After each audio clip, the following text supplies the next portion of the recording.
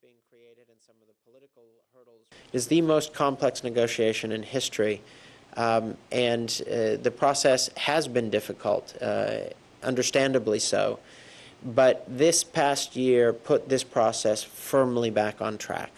And again, it was the will of the parties that wanted to see it back on track and knew that they needed it back on track. There is no alternative to the UNFCCC negotiating process to get this deal done ultimately, because it's an entire side of this equation. Progress needs to be made on the ground, and if you want to see that as outside the negotiating process, it's true. Private investors make decisions every day, but I think it's one of the big questions has been, can this process deliver a credible outcome that sends signals to the market that will start to unlock the kinds of capital necessary to address this?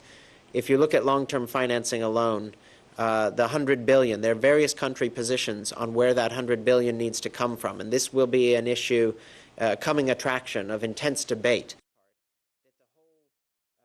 Bolivia had some very strong concerns about substantive outcomes. Bolivia did put a number of proposals on the table, some of which were accepted, some of which were not.